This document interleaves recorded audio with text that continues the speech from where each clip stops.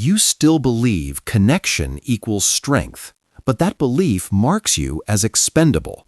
The powerful survive by erasing liabilities without remorse, explanation, or hesitation.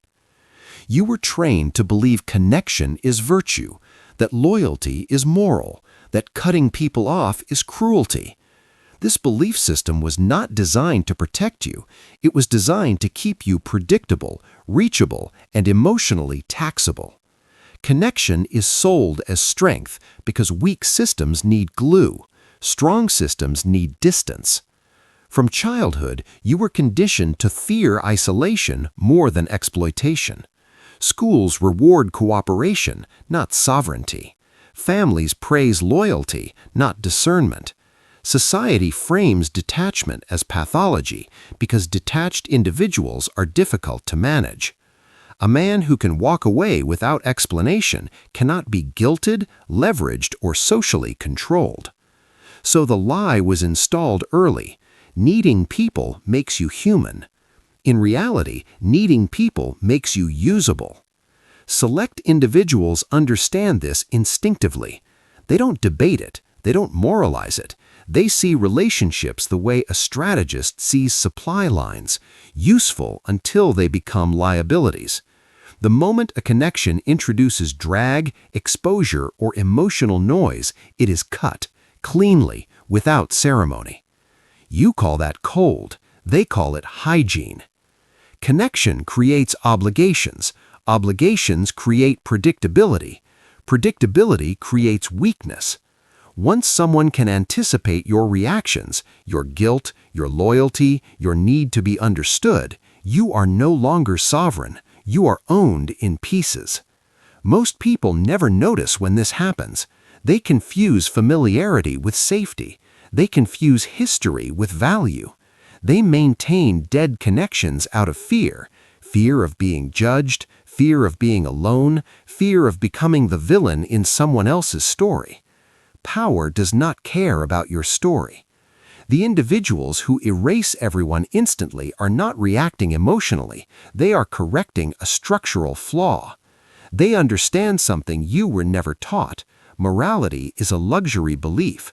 Survival operates on different rules.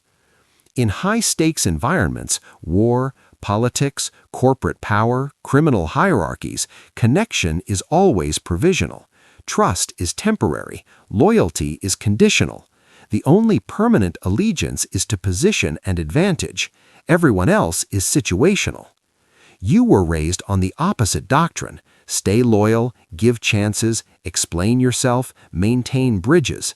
This doctrine benefits systems that extract from you, families that guilt you, workplaces that overwork you, friendships that drain you. It does not benefit the individual seeking control. This is why detachment feels wrong to you. It violates the operating system installed in your mind. That discomfort is not conscience, it's conditioning. The same conditioning that keeps you answering messages you resent, tolerating disrespect you notice, and staying accessible when distance would increase your leverage. Select individuals feel none of this internal conflict, not because they lack emotion, but because they have reclassified it. Emotion is no longer a command center, it is background data. They do not ask, is this fair? They ask, does this weaken my position? And when the answer is yes, the connection ends. No explanation, no closure, no moral performance. Explanation is a gift you can't afford. Closure is an illusion. Both keep you entangled. Erasing everyone is not about hatred, it is about removing friction. You were taught that cutting people off burns bridges. In reality, it collapses attack routes. Every relationship is a potential point of access. Information leaks, emotional manipulation, reputation damage. Fewer connections mean fewer entry points. This is not antisocial, it is defensive architecture. The reason this chapter matters is simple. As long as you believe connection equals virtue, you will remain exposed. You will continue to confuse endurance with strength and availability with value. The first shift is brutal but necessary. Connection is not sacred, it is strategic, and anything strategic can be withdrawn instantly. That realization alone separates the managed from the dangerous. The difference between those who hesitate and those who erase instantly is not courage, it is architecture. A specific internal switch, once flipped, changes how the mind evaluates people, emotion, and consequence. Most men run on an attachment-first system. They assess relationships emotionally, then justify them rationally.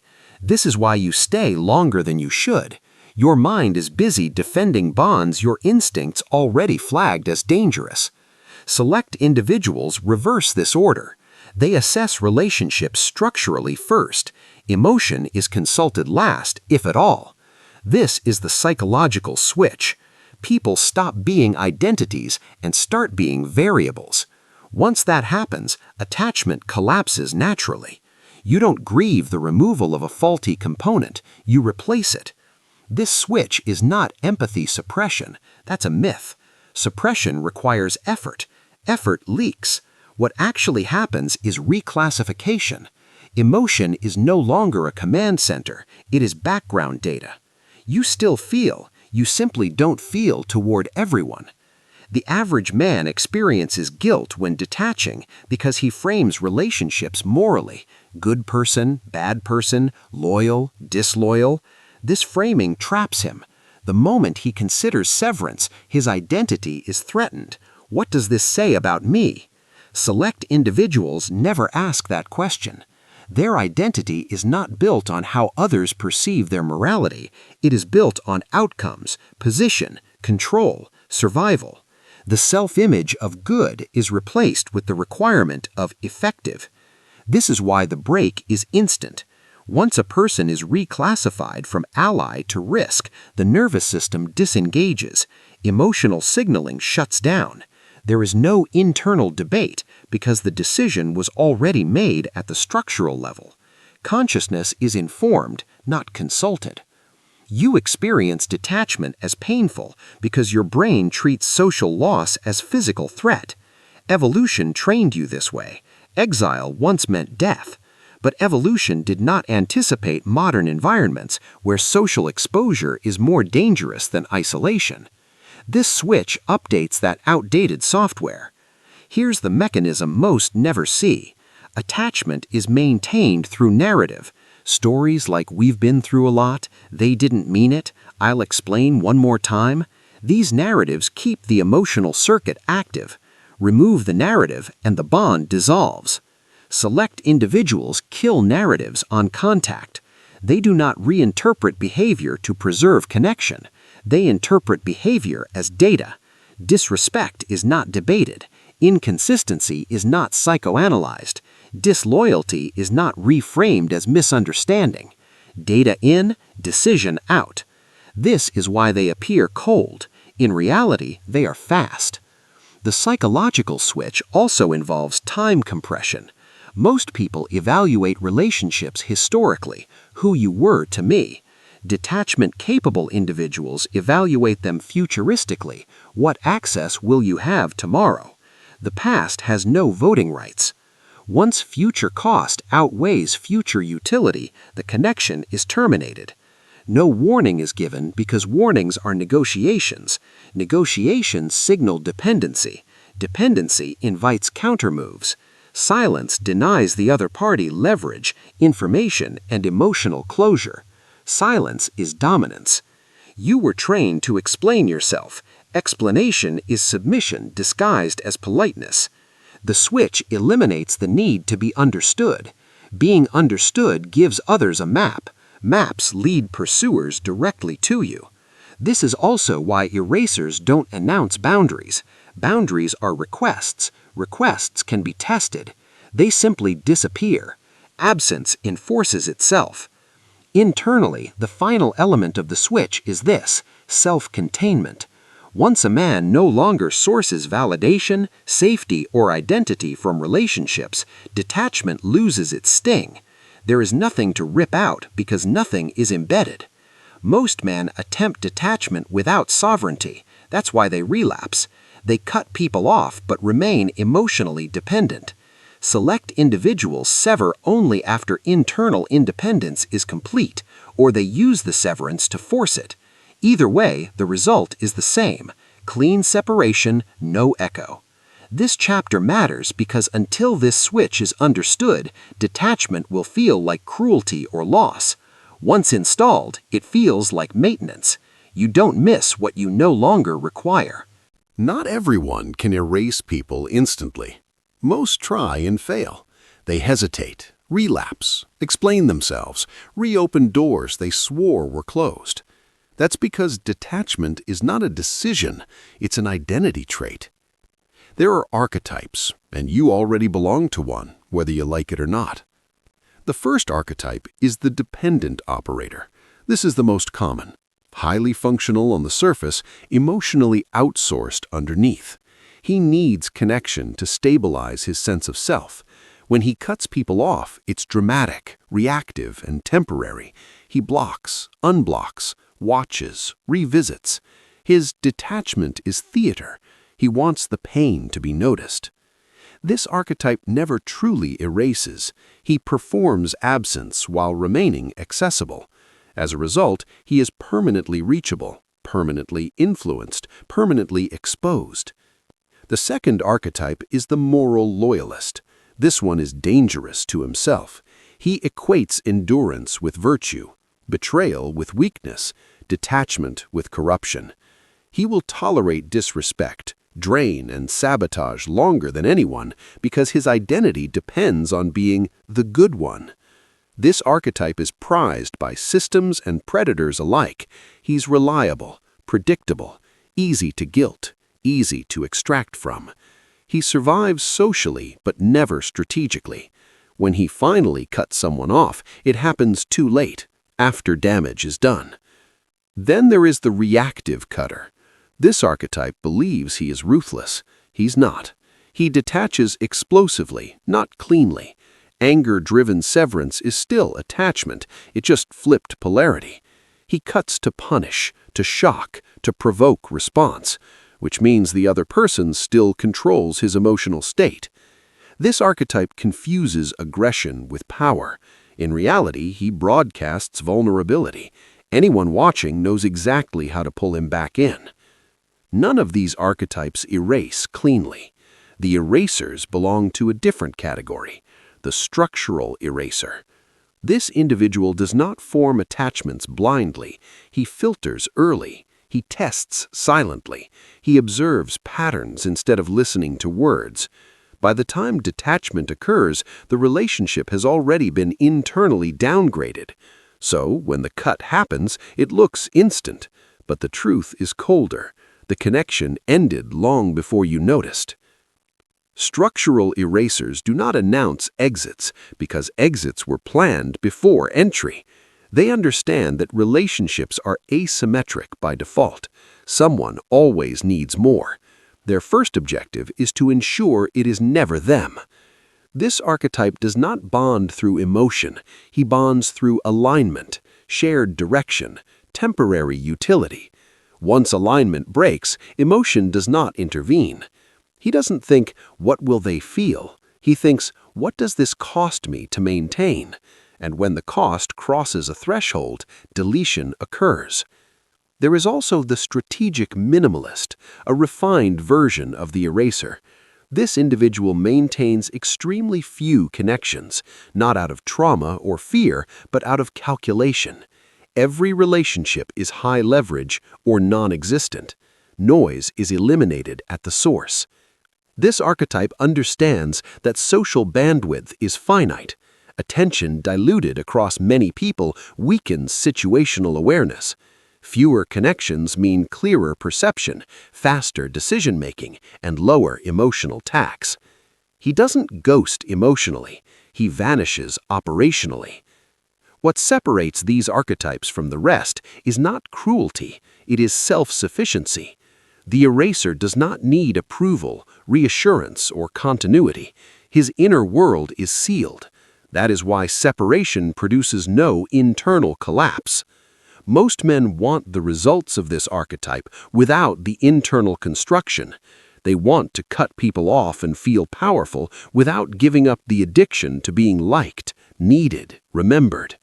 That contradiction is why they fail. This chapter is meant to force recognition. You are either structured for detachment or you are structured for attachment. One creates leverage, the other creates exposure. And here's the uncomfortable truth. Archetypes don't change easily. They change through identity death, not self-improvement. That is what comes next. History does not remember the loyal. It remembers the selective. Every era rewards the same trait under different disguises, the ability to detach without hesitation. Names change, justifications change, the mechanism does not. Empires were not built by men who explained themselves. They were built by men who removed obstacles, sometimes people, sometimes entire groups, without emotional negotiation. Detachment was not cruelty, it was infrastructure. Look at any figure who held power for longer than a moment. Kings who survived court politics, generals who outlived purges, statesmen who navigated shifting alliances. They all shared one capability. They did not confuse familiarity with safety. In monarchies, loyalty was publicly praised and privately distrusted. The king who trusted his inner circle died early. The king who rotated, tested, and discarded survived. History labels this paranoia. Power calls it hygiene. This is not ancient behavior. Modern systems reward it just as ruthlessly. Corporate environments promote collaboration in language and elimination in practice. Executives who rise are those who maintain friendships. They are those who dissolve them when roles change. They understand that yesterday's ally is tomorrow's competitor. Sentimentality stalls ascent. Criminal hierarchies operate even more honestly. Attachment is fatal. Anyone too close becomes leverage for rivals or law enforcement. The rule is explicit. Emotional proximity equals vulnerability. Erasure is not personal, it is procedural. Even war exposes the pattern clearly. Commanders who hesitate to sacrifice units for strategic advantage lose wars. Those who can detach from faces and focus on outcomes dominate. History calls them monsters only after the victory is secured. What you are seeing is not evil, it is selection pressure. Human nature rewards those who can adapt faster than their emotional instincts. Disconnected individuals are not less human, they are less constrained by outdated social reflexes. You were trained to believe that abandoning people is betrayal. History shows the opposite. Clinging is betrayal of position. Leaders who cling are replaced. Strategists who detach endure. The thread deepens when you realize this pattern is accelerating. Modern life increases social exposure while reducing accountability. Everyone has access to you. Everyone has a voice. Everyone can drain attention, reputation, energy. In this environment, maintaining open social channels is not kindness, it's negligence. Those who fail to detach are not punished immediately, they are eroded, slowly, invisibly, by obligations they never renegotiated and loyalties that were never returned. The disconnected adapt first. They sense shifts before others because their perception is not clouded by emotional debt. They can pivot alliances, exit environments, and abandon identities without internal collapse. That flexibility looks inhuman to those still anchored to relational permanence. History also shows what happens to those who cannot erase.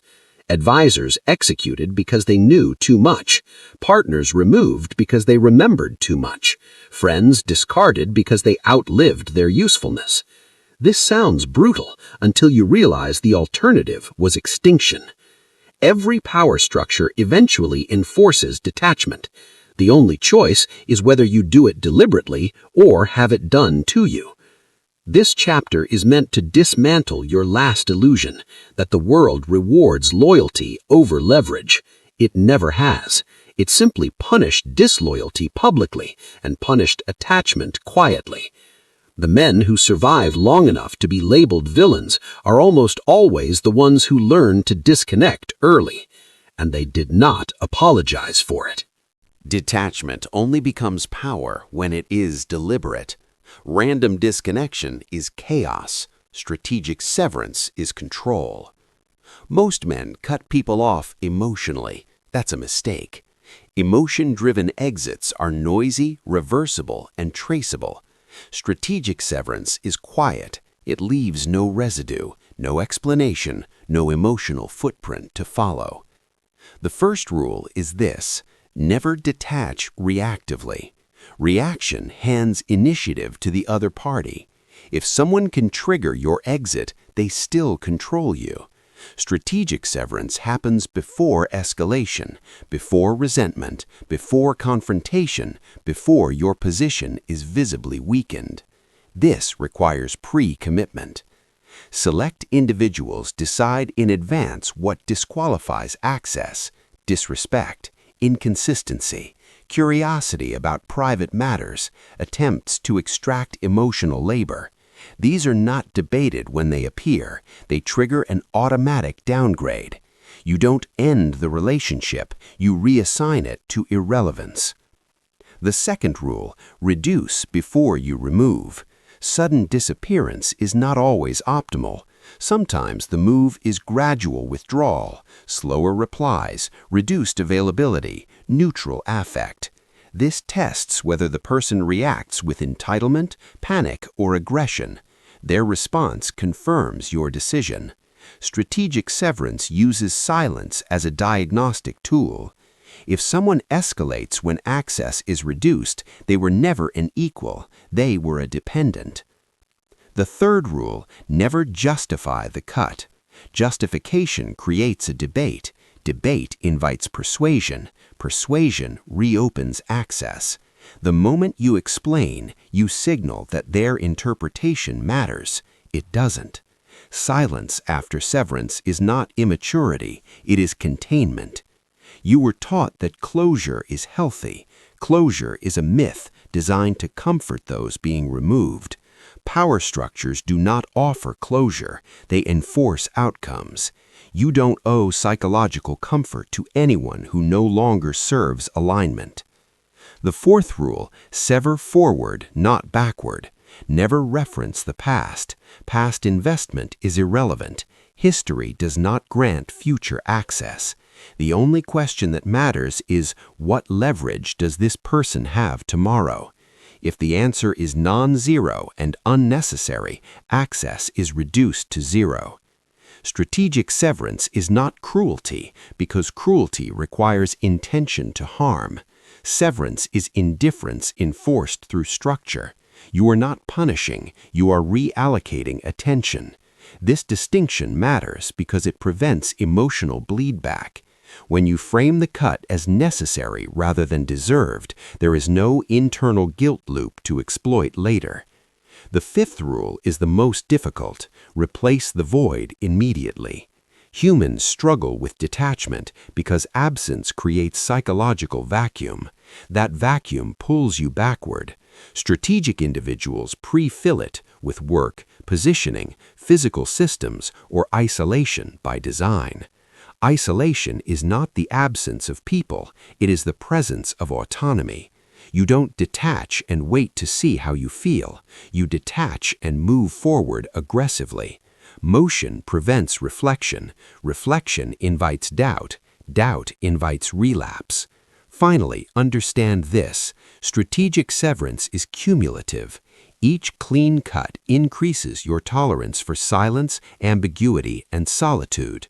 That tolerance compounds into sovereignty. Over time, fewer people qualify for access, not because you are damaged, but because your standards are no longer negotiable. This is where power consolidates. Most men never practice this because it requires giving up the comfort of being needed. Strategic severance removes that comfort permanently. In exchange, it gives you something rarer: unconditional freedom of movement. No one to explain to, no one to appease, no one to manage emotionally. Just position, direction, control. This chapter exists to shift detachment from emotional coping to operational behavior. Once you understand this, cutting people off stops being dramatic and starts being invisible. And invisible power is the hardest to challenge. Strategic severance is not the end, it is the execution. What follows is more violent than loss, identity death. Most men never reach this stage because they cling to a self-image that requires witnesses. They need to be seen, remembered, validated. When they cut people off, they secretly hope to be missed. That hope exposes them. It keeps the old identity alive. Erasure at scale kills that identity completely. When you remove access to everyone at once, friends, allies, familiar observers, you eliminate mirrors, no reflections, no feedback loops. The version of you that depended on recognition suffocates in silence. This is not depression, it is withdrawal from social dependency. The discomfort that follows is not a problem to solve, it is the signal that the old structure is collapsing. Men who panic here reattach quickly, grasping for substitutes. Men who endure become unrecognizable. Social death strips away performative morality. There is no audience to reward virtue or punish deviation. Without witnesses, you are forced to confront a brutal question. Who are you when no one is watching and no one needs you? Most don't like the answer. That's why they rebuild the old network. Comfort over control. Sovereign rebirth begins when you stop answering that question emotionally and start answering it structurally. The new identity is not detached man or lone wolf. Those are coping labels. The real shift is internal. You stop seeing yourself as a social node and start seeing yourself as a self-contained system. Inputs are filtered, outputs are intentional. Nothing enters without cost-benefit analysis. This is why the reborn individual feels colder to others. He is not reacting, he is regulating. Emotion still exists, but it no longer dictates access. Feeling does not equal permission. With no social anchors, you gain temporal freedom. You can move cities, change trajectories, abandon plans without consensus. This terrifies those still embedded in networks because networks hate unpredictability. Sovereignty requires it. At this stage, relationships become rare and asymmetrical. You are no longer bonding for companionship. You are aligning for advantage, growth, or temporary collaboration. When alignment ends, separation is frictionless. No resentment, no nostalgia, no return. The rebirth is complete when solitude stops feeling like absence and starts feeling like insulation.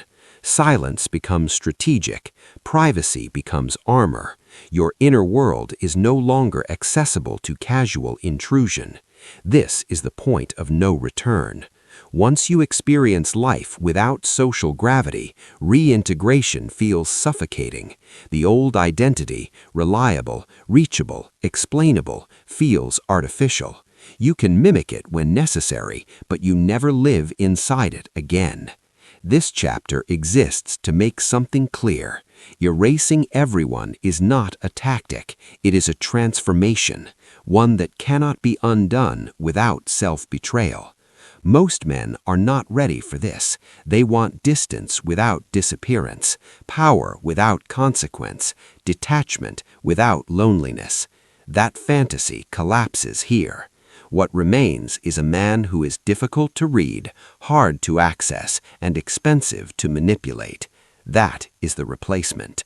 What you've learned up to this point is not self-improvement. It is filtration. And filtration always offends the unqualified.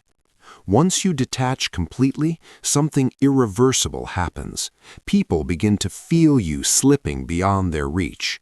They won't articulate it cleanly. It will come out as concern, criticism, accusations of coldness, arrogance, or change. That is not feedback. That is resistance. Systems resist what they can no longer extract from. This is the final warning. Once you move this way, you will be misread deliberately. Your silence will be labeled insecurity. Your distance will be framed as fear.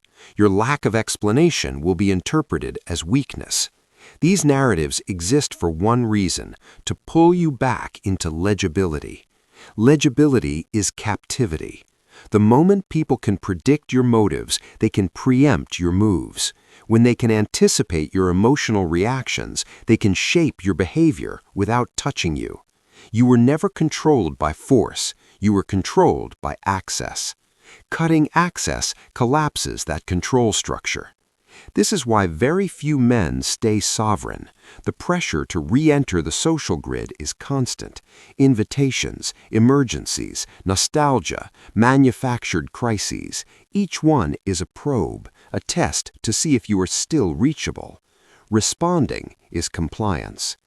The elite mistake most make at this stage is overconfidence.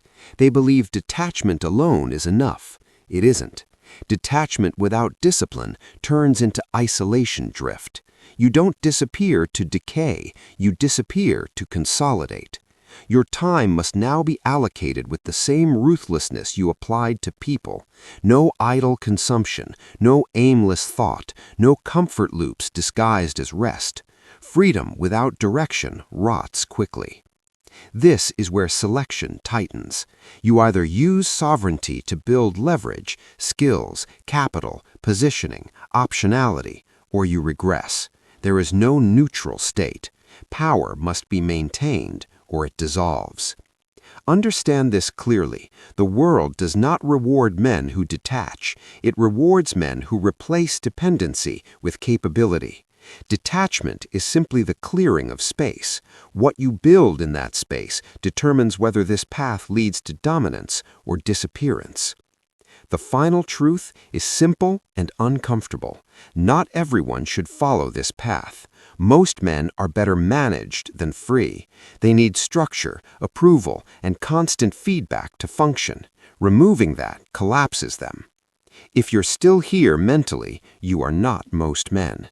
But that does not make you chosen. It makes you responsible. From this point forward, access to you is earned through alignment, not history. Proximity is conditional. Loyalty is evaluated, not assumed. And silence is your default position, not your punishment.